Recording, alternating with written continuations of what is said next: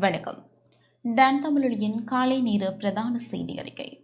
செய்திகளுக்காக இணைந்திருக்கும் நான் கிருசாயினி ஒரு திருராசன். முதலில் உள்நாட்டுச் செய்திகள்.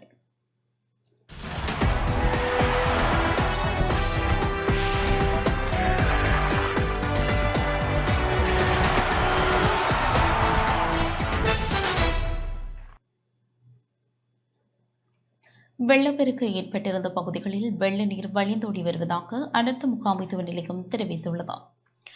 நாட்டின் பல பகுதிகளில் கடந்த 1ஆம் தேதி முதல் பெய்து வந்த பலத்த மழை காரணமாக வெள்ளப்பெருக்கு ஏற்பட்டிருந்த பகுதிகளில் வெள்ள நீர் வழிந்தோடி வருவதாக அனர்த்த முகாமைத்துவ நிலையம் தெரிவித்துள்ளது. கொழும்பு, களுத்துறை, இரத்தினபுரி, காலி, மாத்தறை, கம்பஹா ஆகிய மாவட்டங்களில் வெள்ளப்பெருக்கால் அதிகமான பாதிப்புகள் ஏற்பட்டிருந்தன. அத்துடன் கடந்த 1ஆம் தேதி முதல் இதுவரையில் சீரற்ற காலநிலையால் ஏற்பட்ட அனர்த்தங்களால் 24 பேர் உயிரிழந்துள்ளதாக அனர்த்த முகாமைத்துவ நிலையம் அறிவித்துள்ளது. இதேவேளை நாட்டின் சில பகுதிகளில் இன்றும் மழை அல்லது இடியுடன் கூடிய மழை பெய்யக்கூடும் என வளிமண்டலவியல் திணைக்களம் எதிர்வு கூறியுள்ளது. மேல் சப்ரகமுவ, மத்திய, தென் மற்றும் வடமேல் மாகாணங்களின் பல இடங்களில் மழை பெய்யக்கூடும் என வளிமண்டலவியல் திணைக்களம் அறிவித்துள்ளது. உலக சூழல் பாதுகாப்பு தினத்தை முன்னிட்டு கிளிநொச்சி அக்கராயன் குள பகுதியில் மரநடுகை நிகழ்வு முன்னெடுக்கப்பட்டது. உலக சூழல் பாதுகாப்பு தினத்தினை முன்னிட்டு கிளிநொச்சி அக்கராயன் குளத்தின் இடதுகரை வாய்க்கால் பகுதியில் ஸ்கந்தபுரம், கண்ணகிபுரம் பிரதான வீதியில் மரநடுகை நிகழ்வு நடைபெற்றது. கரைச்சி பிரதேச செயலகமும் கிளிநொச்சி மேற்கு பிரிவு நீர்ப்பாசன திணைக்களமும் இணைந்து சமாதானத்திற்கும் நல்லிணக்கத்திற்குமான அமைப்பின் உதவியுடன் குறித்த நிகழ்வை முன்னெடுத்திருந்தன. நிகழ்வில் கரைச்சி பிரதேச செயலக பிரதி திட்டமிடல் பணிப்பாளர் பூவண்ணா ராஜ் வினோத், கிளிநொச்சி மேற்கு பிரிவின் நீர்ப்பாசன பொறியியலாளர் எஸ் ரிஷியந்தன், சமாதானத்திற்கும் நல்லிணக்கத்திற்குமான அமைப்பின் பணிப்பாளர் அருட்தந்தை ரமேஷ், கரைச்சி பிரதேச நிர்வாக கிராம அலுவலர், அக்கராயன் போலீஸ் நிலைய பொறுப்பதிகாரி மற்றும் பிரிவின் கிராம அலுவலர், பொருளாதார அபிவிருத்தி உத்தியோகத்தர், சமுத்தி அபிவிருத்தி உத்தியோகத்தர், குடும்பநல உத்தியோகத்தர், கமகார அமைப்பின் பிரதிநிதிகள், சமூக மட்ட அமைப்புகளின் பிரதிநிதிகள், பொதுமக்கள் என பலரும் கலந்து கொண்டனர்.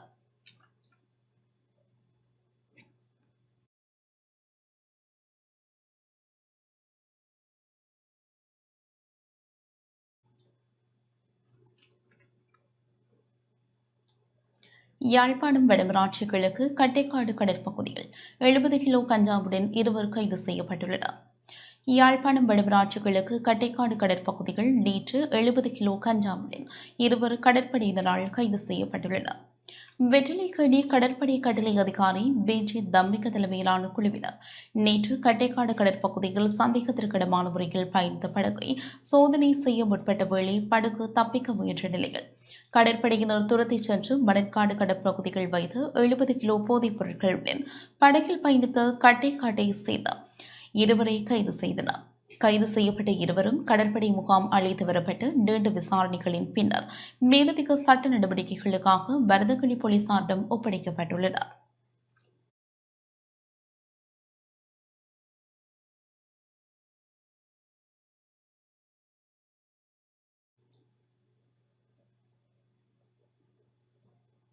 இரண்டாயிரத்து 40ஆம் ஆண்டாகும் போது பசுமை இலக்குகளை அடைந்து கொள்ள எதிர்பார்ப்பதாக ஜனாதிபதி ரணில் விக்ரமசிங்கே தெரிவித்துள்ளார். பொருளாதார இலக்குகளை அடைந்து கொள்ளும் அதேவேளை 2040ஆம் ஆண்டாகும் போது பசுமை இலக்குகளை அடைந்து கொள்ள எதிர்பார்ப்பதாக ஜனாதிபதி ரணில் விக்ரமசிங்கே தெரிவித்துள்ளார். நேற்று ஜனாதிபதி அலுவலகத்தில் இடம்பெற்ற உலக சுற்றாடல் திறன் நிகழ்வில் இவ்வாறு குறிப்பிட்டார். உலக வெப்பநிலை நாம் எதிர்பார்ப்பதை விட ஏற்கனவே உயர்ந்துள்ளது. சில அபிவிருத்தி அடைந்த நாடுகள் காலநிலை மாற்றத்திற்கு எதிராக பல்வேறு திட்டங்களை செயற்படுத்தி வருகின்றன. அந்த இலக்கை அடைய இந்தியா, சீனா, இந்தோனேசியா போன்ற நாடுகள் கால அவகாசம் தேவை என கூறின. பெட்ரோலியம் உற்பத்தி செய்யும் நாடுகளும் இங்குள்ளது. இவற்றுக்கு மத்தியில் இலங்கை போன்ற சிறிய நாடுகள் காலநிலை மாற்றத்தை எதிர்கொள்வதில் சிக்கி தவிக்கின்றன. பொருளாதார பரிமாற்ற சட்டத்தின் 3ஆம் பிரிவின் பொருளாதார மாற்றத்திற்கான தேசிய கொள்கையில் 2050ஆம் ஆண்டுக்குள் நிகர பூஜ்ஜிய கார்பன் உமிழ்வு இலக்கை அடைவது தொடர்பாக குறிப்பிடப்பட்டுள்ளது. அதன்படி தேசிய கொள்கையில் நிகர பூஜ்ஜிய கார்பன் உமிழ்வு என்ற இலக்கை உள்ளடக்கிய ஆசியாவின் முதல் நாடாக நாம் மாறியுள்ளோம். நாட்டின் பொருளாதார இலக்குகளை அடையும் போதும் இந்த இலக்கை அடைய வேண்டும். 2050 வரை காத்திருக்காமல் 2040க்குள் இந்த இலக்கை அடைவதில் கவனம் செலுத்தியுள்ளோம். அதற்கேற்ப நாம் செயற்பட்டு வருகின்றோம். பசுமை பொருளாதாரத்தை உருவாக்குவது தொடர்பாக நிதியமைச்சின் தனிப்பிரிவை ஏற்படுத்தவும் திட்டமிட்டுள்ளோம். விவசாய நவீனமயமாக்கல் திட்டத்துடன் சுற்றுச்சூழல் கொள்கைகளும் கிராமத்திற்கு செல்கின்றது. காலநிலை மாற்றத்தினால் முழு உலகம் பெரிதும் பாதிக்கப்பட்டுள்ள இவ்வாறான வேளையில் இலங்கை போன்ற ஒரு நாடு அமைதியாக இருக்க முடியாது. காலநிலை மாற்றத்தை எதிர்கொள்வதை தேவையான நிதியை பெறுவதில் சிக்கல் ஏற்பட்டுள்ளது. அமெரிக்காவும் ஐரோப்பாவும் இந்த ஆண்டு யுக்ரைன் மற்றும் உக்ரைன் யுத்தத்திற்கு காரணமாக பயன்படுத்திய நிதியை காலநிலை மாற்றத்திற்கு வழங்கியிருந்தால் அந்த பணம் 2 ஆண்டுகளுக்கு போதுமானதாக இருந்திருக்கும். ரஷ்யா செலவழித்த பணம் இன்னும் கணக்கிலிடப்படவில்லை. காசா போருக்கு பயன்படுத்தப்பட்ட பணமும் அதற்காக அனுப்பப்பட்ட ஆயுதங்களின் செலவையும் இந்த நடவடிக்கைகளுக்கு வழங்கியிருந்தால் உலகையே மாற்ற முடியுமாக இருந்திருக்கும். ஆனால் இந்த பணம் கிடைக்கும் என்று எதிர்பார்க்க முடியாது. எனவே வெப்பமண்டல பிரதேசம் என்ற வகையில் எமக்கு தேவையான பணத்தை நாமே தேடிக்கொள்ள வேண்டும் என்றும் இலங்கை முன்மொழிந்துள்ளது என குறிப்பிட்டுள்ளார்.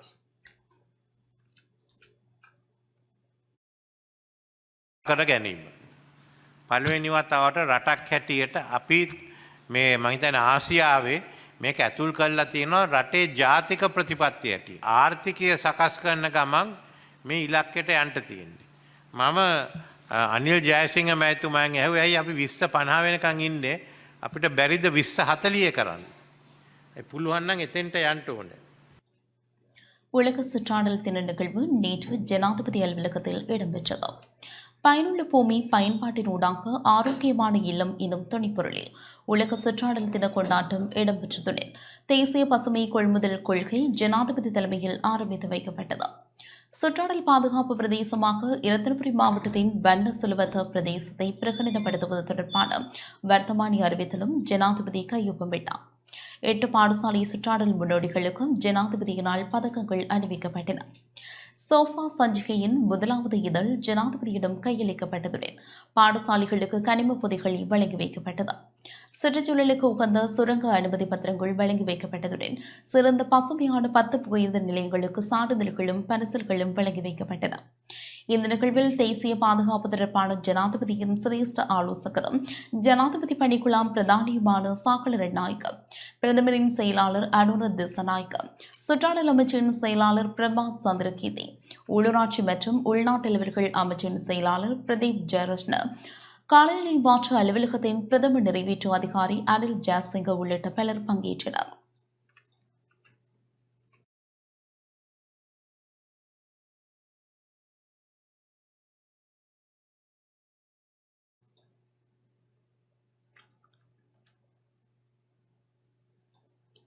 தமிழ் பொது வேட்பாளர் வெடிக்கும் பயனற்றது என நாடாளுமன்ற உறுப்பினர் ரா சம்பந்தன் தெரிவித்துள்ளார். தமிழ் பொது வேட்பாளர் விடயம் பயனற்றது எனவும் தென்னிலங்கை ஆட்சியாளர்கள் மீது அழுத்தங்கள் பிரயோகிக்கப்பட வேண்டும் எனவும் இலங்கை தமிழரசுக் கட்சியின் சிரேஷ்ட தலைவரும் திருகோணமலை மாவட்ட நாடாளுமன்ற உறுப்பினருமான ரா சம்பந்தன் தெரிவித்துள்ளார். ஐரோப்பிய ஒன்றிய தூதுக்குழுவினர் கொழும்பில் உள்ள ரா சம்பந்தனின் இல்லத்திற்கு சென்று அவரை சந்தித்த வேளை இவ்வாறு குறிப்பிட்டார். தமிழ் மக்கள் தொடர்ச்சியாக வழங்கி வருகின்ற ஆணையை தென்னிலங்கையின் ஆட்சியாளர்கள் நிராகரித்து வருகின்ற நிலையில் தமிழ் மக்களின் ஆணையை ஏற்றுக்கொள்வதற்கான அழுத்தங்களை பிரயோகிக்க வேண்டும் எனவும் ரா சம்பந்தன் வலியுறுத்தினார். இந்த சந்திப்பில் நாடாளுமன்ற உறுப்பினர் எம் ஏ சுமந்திரன் பங்கேற்றார்.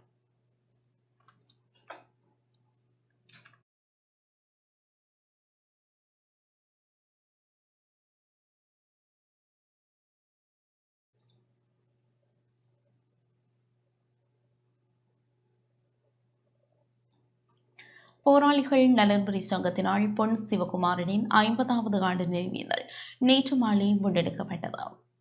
போராளிகள் நலன்புரி சங்கத்தினால் பொன் சிவகுமாரனின் 50வது ஆண்டு நினைவேந்தல் நேற்று மாலை யாழ்ப்பாணம் உடும்புராய் சந்தை பகுதியில் முன்னெடுக்கப்பட்டது.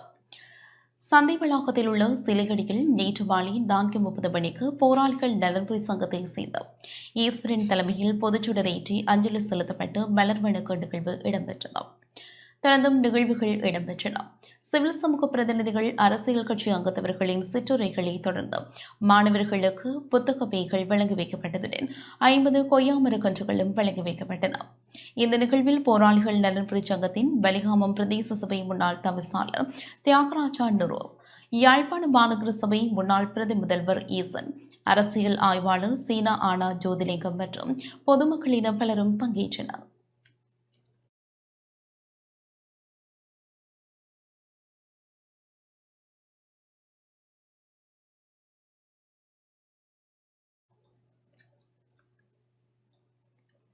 நுவரெலியா ஹைட்டனில் தேயிலை மரக்கன்றுகள் வழங்கி வைக்கப்பட்டுள்ளன. நுவரெலியா ஹைட்டனில் தெரிவு செய்யப்பட்ட குடும்பங்களுக்கு தேயிலை மரக்கன்றுகள் வழங்கி வைக்கப்பட்டுள்ளன. பெரண்டினா நிறுவனத்தின் ஏற்பாட்டில் ஹேட்டன் ஜென்லியாஸ் பகுதிகள் முதல் கட்டமாக தெரிவு செய்யப்பட்ட 12 குடும்பங்களுக்கு ஒரு குடும்பத்திற்கு 1500 தேயிலை மரக்கன்றுகள் வீதம் 18,000 தேயிலை கன்றுகள் வழங்கி வைக்கப்பட்டன. இந்த நிகழ்வில் பெரண்டினா நிறுவன அதிகாரிகள், கிறிஸ்வில் ஒருங்கிணைப்பாளர் புஷ்பநாதன் மோகன் ஆகியோர் பங்கேற்றனர்.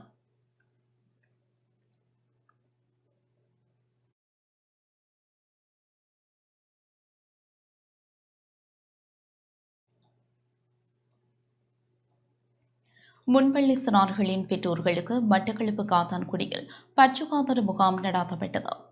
முன்பள்ளிகளுக்கான சுகாதார மேம்பாட்டு திட்டத்தின் கீழ் மட்டக்களப்பு காத்தான்குடி பிரதேச செயலக பிரிவில் உள்ள பாலர் பாடசாலை பெற்றோர்களுக்கான பற்சுகாதாரம் பற்றிய விழிப்புணர்வும் சிறுவர்களுக்கான பல்வைத்திய முகாமும் நேற்று நடைபெற்றது.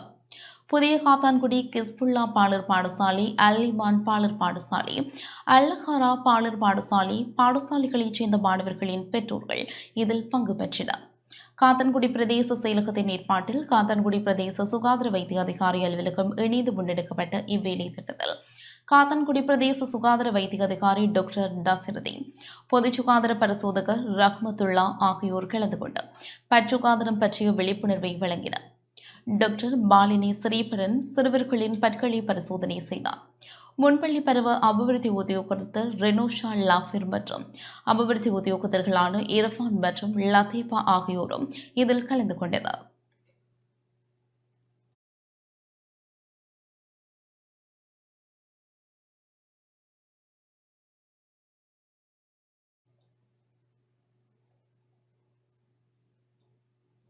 தமிழர் பாரம்பரிய சமையலின் அடிப்படையும் உடல் ஆரோக்கியமும் எனும் தலைப்பில் விசேட கலந்துரையாடல் ஒன்று மட்டக்களப்பில் நடைபெற்றது. தமிழர் பாரம்பரிய சமையலின் அடிப்படையும் உடல் ஆரோக்கியமும் எனும் தலைப்பில் விசேட கலந்துரையாடல் ஒன்று மட்டக்களப்பு மாவட்ட செயலகத்தின் மேலதிக அரசாங்க அதிபர் சுதர்ஷினி ஸ்ரீகாந்த் தலைமையில் நேற்று நடைபெற்றது. கிழக்கு பல்கலைக்கழக ஆரம்ப கால விவசாய பீட பீடாதிபதி, ஆஸ்திரேலிய விக்டோரியா பல்கலைக்கழக விரிவுரையாளரும் அங்கீகாரம் பெற்ற மருத்துவ பயிற்சியாளரும் உணவு ஊட்டச்சத்து வல்லுநருமான நிதி கடகரட்னம் கருத்துரைகளை முன்வைத்தார். கிழக்கு பல்கலைக்கழக ஓய்வு நிலை தொழில்நுட்ப உத்தியோகத்தர் ஆறுமுகம் நிர்மோகன் மற்றும் மாவட்ட செயலக உத்தியோகத்தர்களும் இதில் கலந்து கொண்டனர். பாரம்பரிய தமிழர் உணவுகளை நாங்கள் திரும்பவும் பின்பற்ற வேண்டும். ஆகையினாலே பல வகையான நோய்களுக்கு நாங்கள் ஒரு மருந்தாக பாரம்பரிய உணவுகள் அங்கு அந்த காலம் தொடக்கம் இருந்தது. அதனாலே திரும்பவும் நாங்கள் அந்த காலத்துக்கு பூந்தோமானால் எங்களாலே வரக்கூடிய நோய்கள் எல்லாத்தையும் தவிர்க்கலாம் என்று எண்ணுகின்றேன். ஆகையினாலே நான் அறிவுரைகளையும் செய்து அதே நேரத்திலே புத்தகங்களும் எழுதி எமது பாரம்பரியம் பாதுகாக்கப்பட வேண்டும் என்ற சிந்தனையிலே செயல்படுகின்றேன். அம்பாறை மல்வத்த 24ஆம் இராணுவ காலாட்படையின் புதிய தளபதி மட்டக்களப்பு மாவட்ட அரசாங்க அதிபரை நேற்று சந்தித்தார். மட்டக்களப்பு மாவட்ட அரசாங்க அதிபர் ஜஸ்டினா முரளிதரன் 24ஆம் காலாட்படை பிரிவு தளபதி மேஜர் ஜெனரல் அனில் பெரேரா மாவட்ட செயலகத்தில் நேற்று சந்தித்தார். அம்பாறை மல்வத்த 24ஆம் இராணுவ காலாட்படை பிரிவுக்கு புதிய இராணுவ அதிகாரியாக நியமனம் பெற்று கடமையை பொறுப்பேற்ற மேஜர் ஜெனரல் நேற்று உத்தியோகபூர்வ விஜயத்தை மட்டக்களப்பு மாவட்டத்திற்கு மேற்கொண்டார். மட்டக்களப்பு மாவட்டத்திற்கு விஜயத்தை மேற்கொண்ட மேஜர் ஜெனரல் சமய தலைவர்களையும் அரசு அதிகாரிகளையும் சந்தித்து கலந்துரையாடல்களிலும் ஈடுபட்டார். இதன் ஒரு உத்தியோகபூர்வ சந்திப்பாக மட்டக்களப்பு மாவட்ட அரசாங்க அதிபர் ஜஸ்டினா முரளிதரனை அவர் சந்தித்தார். மாவட்டத்தின் அபிவிருத்தி வேலை திட்டங்களுக்கு தேவையான ஒத்துழைப்புகளை வழங்குவதாகவும் இதன்போது அரசாங்க அதிபரிடம் 24ஆம் காலாட்படை பிரிவு தளபதி தெரிவித்திருந்தார்.